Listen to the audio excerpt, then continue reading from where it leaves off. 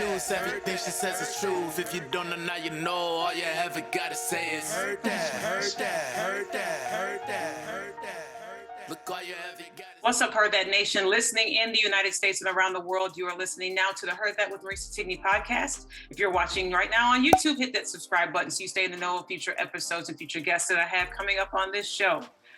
Listen, Heard That Nation, we're just going to get right into it. I'm a little bitter at some of y'all. Maybe for a good reason. Actually, it is for a good reason, but I was not prepared for what I had to, I don't want to say endure. I'll get to it in a moment because I'm always asking you all out there for what's the next thing that I should watch in the theaters or see on streaming. Hey, you guys and gals got me on this one. But anyways, so happy fall, everybody. It is officially fall. It's October. Following some of you all on your social media sites. It's surprising to see how many of you have already surrendered to the power of turning on the heat and not, putting on extra sweaters or blankets or anything else like that there. So Texas didn't get the assignment. We're still in, literally we went from what my husband calls sweat-tember to Sweattober. So we're still in the sunshine in the 80s. I'm grateful for that, but it's not like, I'm very grateful that it's not like it was when it was in the 100 degrees during this summer. I mean, that was just uncontrollably hot, and then I had talked to you all in a previous episode that, I was coming back from Vegas, and that was just a whole element in itself. And I don't know how those people live out there every year to year in triple degree temperatures like that for who knows. It seems like a month, 2 months, the whole summer, like it just goes from winter and then misses spring like Texas does right to summer. So I don't know how they did it, but it's amazing to me, so many things that I have watched. And again, I love you, Heard That Nation. I love how some of you all, you all know me. We've been on this journey together for 2 years. I just recently celebrated the 2-year anniversary of this wonderful podcast. And you all have been wonderful and kind and gracious of your words and what you have said about this journey. And I appreciate every single one of you all that have tuned in, that have watched on YouTube. And some amazing things are coming up, some big things that are coming up for this next year. So, definitely want to stay in the know and subscribe, share the word, pass the word on to everybody of what's going to be happening on this show. But it's amazing to me. And I don't know, I just feel that with so many games that are going on and the different things that have been in the news of fans and how they have talked to players or thrown stuff at players. I mean, we see it all the time as of late in the NBA, more so, where fans have become unruly and have said stuff and sometimes have said some racial slurs and stuff like that there. But maybe I've just been out of the loop for a little bit. I don't know. You would think the amount of security that's there at these games, these events, that they would make sure that they can do some fan control, that they control the people that are coming, trying not to get near a player, trying not to run on the court, run on, a soccer field, a football field, any of that nature, because you're hired all the security. That is what they're there to do, to make sure the safety of the players, safety of the people that are there on the sidelines, all of that, right? So I'm watching Monday Night Football, the 49ers and the Rams. And you have an individual, and I didn't know what was going on. I mean, I quickly looked up at the TV and I'm seeing this man run into the field. Oh, did he tear his ACL? Oh, yeah. He's still going. Oh, with some pink smoke. Now, mind you, you got all these crazy, creative gender reveals. So the first thing that I saw is this man running the field with this pink smoke everywhere. And I'm going, okay, this is a horrible way to do a gender reveal if this is what it is. because one, you ran onto the field, a football game, National Football League. Yeah. Two, they're going to tackle you, and you probably are going to get very hurt, and you won't be able to hold. It looked like upon me when I was watching it, your future daughter, whatever. And so then he's running around with this smoke, but then he has, whatever to follow some kind of .com on his shirt and everything else. And this is still happening in 2022. We still here. The money that these owners and organizations spend on security, it just amazes me that these individuals have plotted and planned to go and take everything that they've worked hard for, their freedom, the price of a ticket, which tickets are gone up, they're not cheap. Even nosebleeds are not cheap. Hello, you know what I mean? So to go and just claim your little 10 to 15 seconds of fame, to prove a point, to run around the field, run around the court, run around a sporting event, and cause havoc for 15 to 20 seconds before you get knocked out by security or, whatever athlete, as I saw on Monday night. So I'm just amazed by that it's still a thing. But at the same token too, how much more security does it need to take? Especially now we're in football season, does it need to take for all this havoc? As soon it's going to be college basketball, and then the NBA will be back soon. So how much security is this going to take in these football games, especially these? I haven't seen it in a college football game, but I've been to college football games, and security is ran deep. Like, they don't be playing, especially when it comes to you bringing in any kind of purse. Good luck with that. Make sure it's clear, a certain size, smaller than your phone, that sort of thing. But how much more security is it going to take to protect the players and the people that are standing there and all that? Because this guy got easy access and was running around the field with his, trying to make a point and everything else. It just concerns me. Why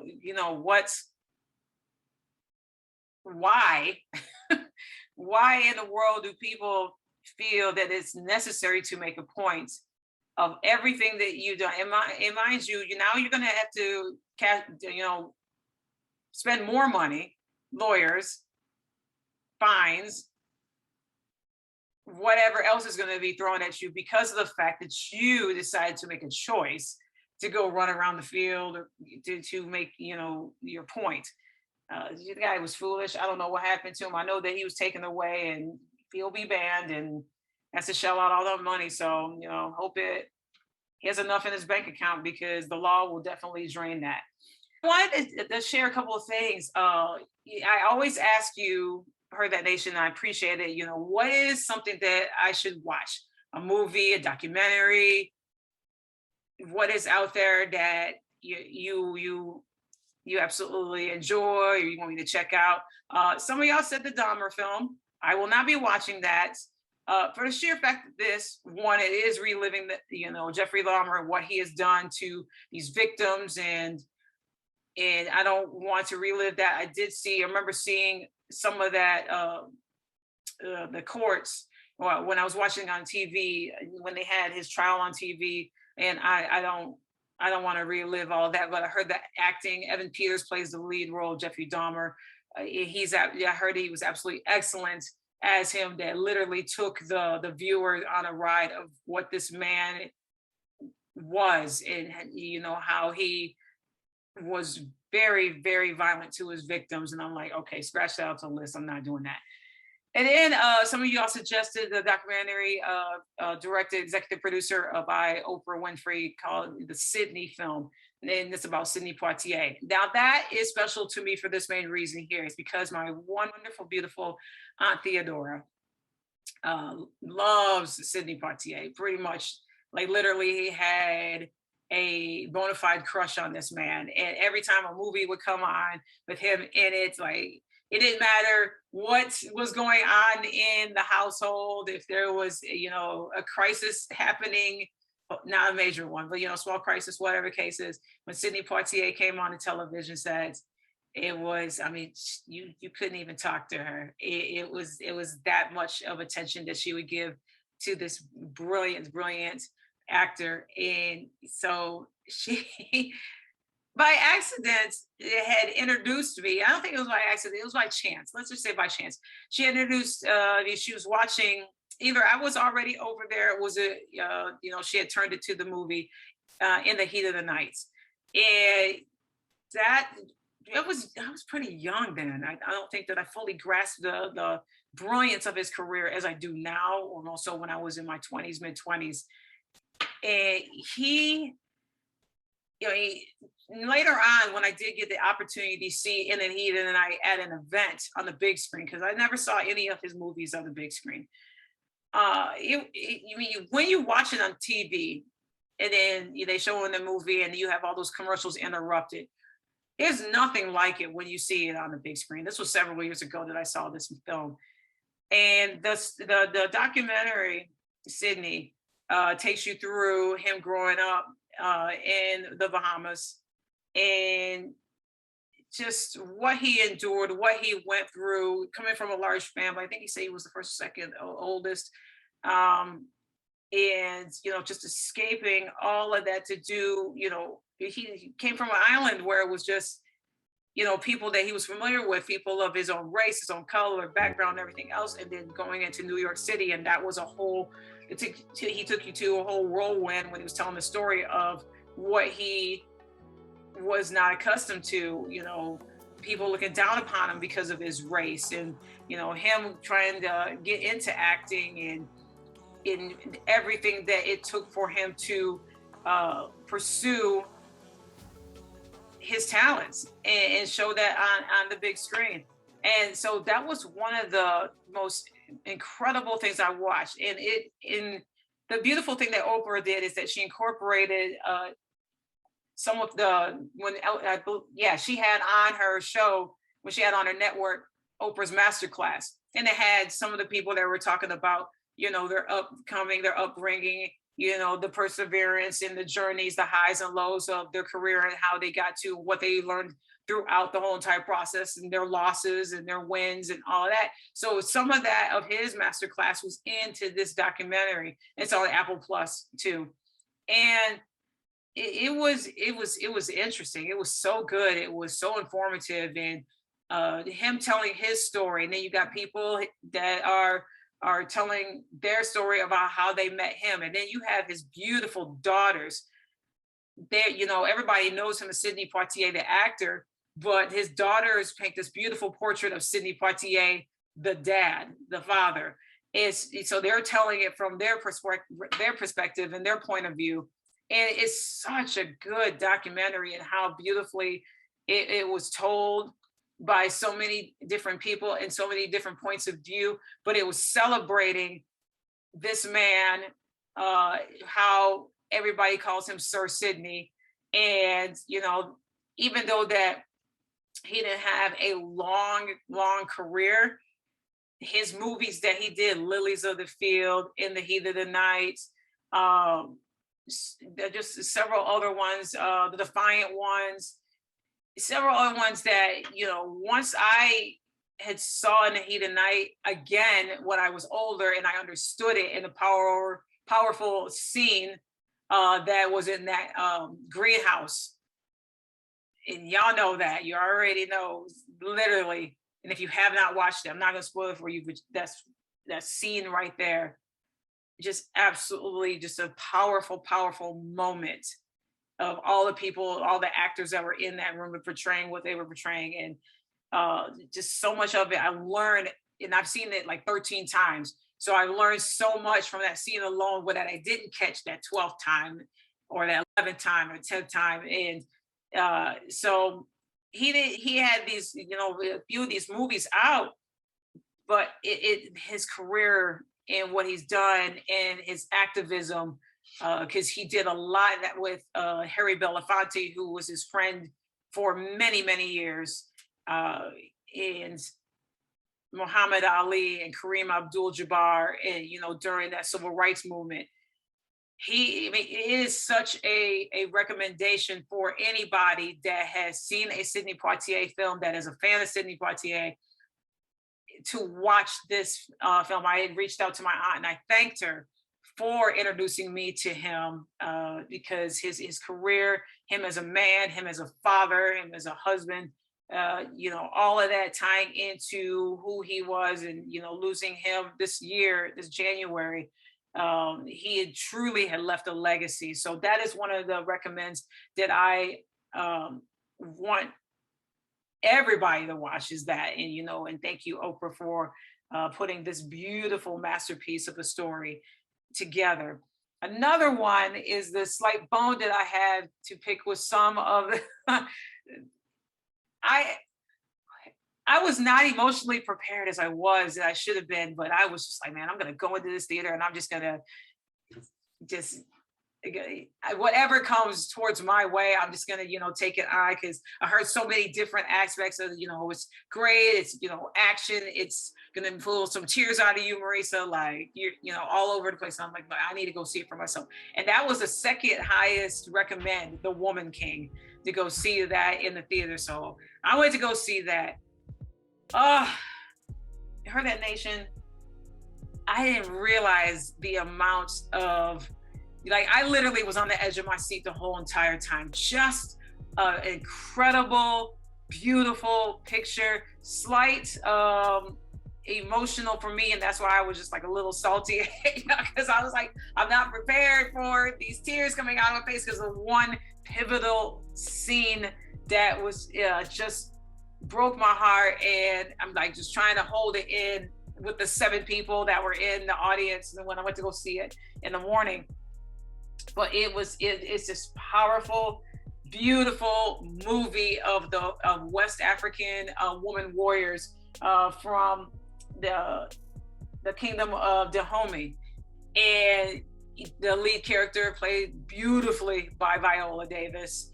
And got John Boyega as the king, and you have these beautiful, amazing women that are the supporting cast. I don't want to get none of their names wrong, because I want to respect every single one of them and recognize this entire crew.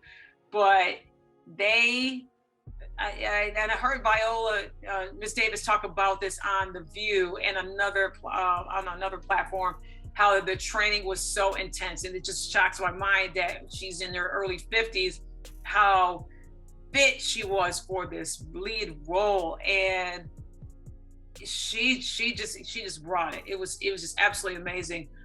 It will inspire you. It will make you proud to be a woman, a Black woman. The storyline is absolutely incredible. It entangles into another storyline with one of the other characters that joins this tribe of women, these women warriors. And Agoji is the women warrior group. And all of that just blossoms into where it just takes your emotions on a ride of, triumph and heartbreak and sadness. And I'm thinking of so many words for it, because this film was just powerful. 94% on Rotten Tomatoes. I last saw it before I went to go see it, but victorious and inspired, and makes you appreciate the people that are in your life that believed in you. And that is what's intertwined into this amazing masterpiece of a film that I definitely want people to go check out. I don't say this often about a film, but I would go and see it again before it comes on, Blu-ray, and, you can rent it, or, whatever streaming service it'll end up being on. This was so good. This was absolutely good from beginning to end. Like, immediately out the box, it's action. And I didn't expect that. How some action movies, you'll see snippets of it on the trailer and all of that, and you're like, oh, okay, it's going to build the storyline on that. Not The Woman King. Like, out the gate, it had its moment where you had that scene and it's just quiet, and then all of a sudden the action comes in. And I'm like, oh, okay. And see, I was smart this time, because when I went to the movies, I got a small little thing of popcorn. I did not get anything to drink, because I was like, I'm not missing anything whatsoever of this film. So definitely is an amazing, amazing film. Go see it. Go see it before it gets taken out of there. Hopefully it gets recognized for some awards for, in my opinion, best cinematography, best picture, best actress, Viola Davis. The young lady that that played the young warrior when her dad had dropped her off there at the kingdom of Dahomey to become a warrior because he didn't want her anymore. She did absolutely amazing. Like so many of the cast in this film, John Boyega I had mentioned, but many of it, just the women, just the powerful upbringing of women, the melanin, the Black excellence, all in this film. I just hope that it gets some kind of recognition on that. So that was absolutely brilliant. So hopefully you go and check that out at a theater near you, because it was incredible. I would go see it again. I would definitely go see it again before it leaves theaters. Before I get out of here, I want to recognize a couple of amazing entertainers that we had lost just recently. Coolio had passed away at the age of 59. Everybody knows Gangster's Paradise. Incredible, won him a Grammy Award for Best Song. And it's just one of those ones where it's just, this timeless. You still hear it. I was at work the other day and that song happened to come on and everybody stopped and they were just like, man, R.I.P. Coolio. Normally people would just bop to it, but it was powerful to see that everybody stopped that was around me when that song came on and everybody's like, R.I.P. Coolio. Fantastic Voyage, something, that 1, 2, 3, 4, that song right there.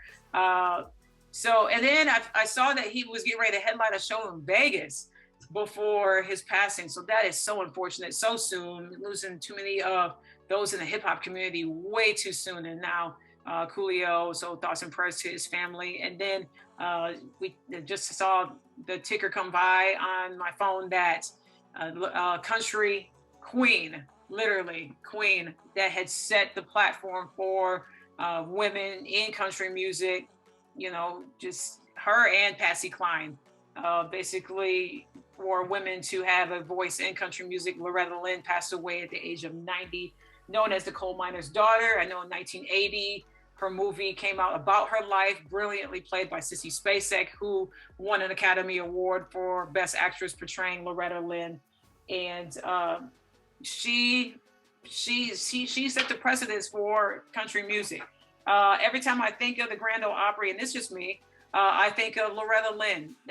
Those beautiful floor-length gowns that she always wear with the embellished crystals in it, the poofy shoulder sleeves and everything else. Like literally, she was just stunning perfection. I think the first time I ever saw her on TV when I was young, and I was at a babysitter's house, and she loved country music, love country music. And I happened to see her on TV, and I was so in awe of her presence, of, how beautiful she looked while she was just singing. I don't know which song she was singing, but I was just in awe of her whole entire ensemble that she was wearing, the beauty of it, the elegance that she stood on stage and holding her microphone, not dancing, not doing, just letting the voice do what it does. It's just the beauty and the presence of it.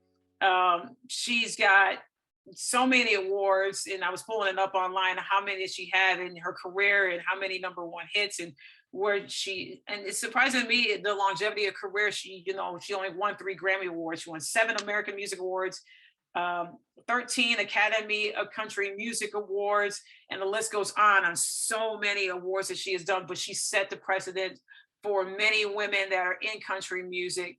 And when her passing had happened, immediately that was one of the top trending topics on social media, and how many people that were in country music, up and coming artists, those that are not even in country music, just artists in general, actors, regular folk like myself, you, that had, said something about Loretta Lynn and what she has done. So thinking of her family and in thoughts and prayers for them as well.